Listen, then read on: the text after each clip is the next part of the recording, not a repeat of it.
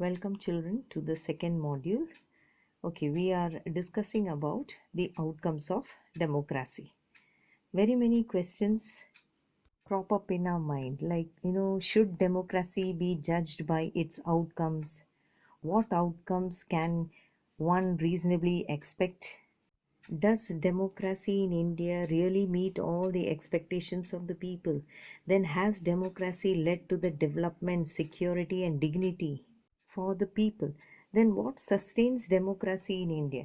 Now all these multiple questions, it will be answered in this lesson when we are talking about outcomes. Let's read this sentence together. You see the sentence: democracy is a better form of government when compared to dictatorship or any other alternative.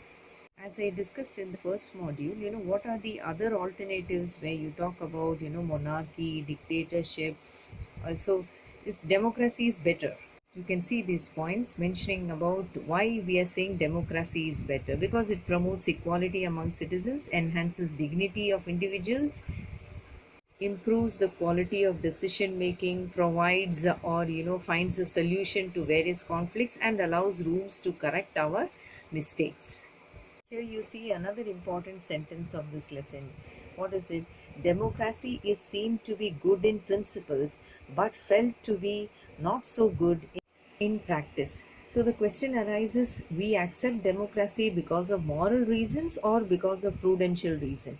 The answer is because of various prudential reasons the people of India are supporting democracy. Right?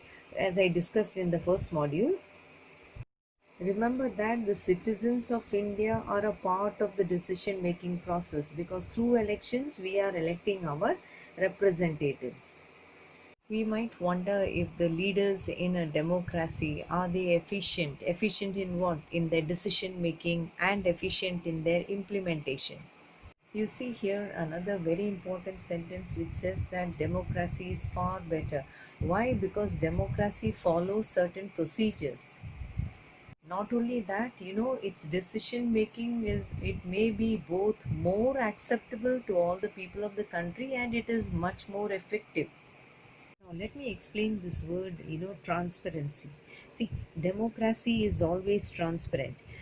Suppose a citizen of our country wants to know if a decision was taken through correct procedures, he can very well find out. He has the right and the means to know about the decision making. He or she can very well examine the process of decision making. That is what is referred to as transparency. I hope it is clear.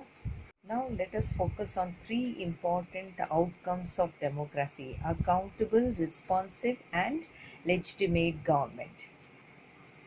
You see children, the government is accountable to the people. Why? Because it is the people who have elected the leaders in a democracy. So all the representatives, or we can say all the members, are answerable and they are responsible to the people of the country.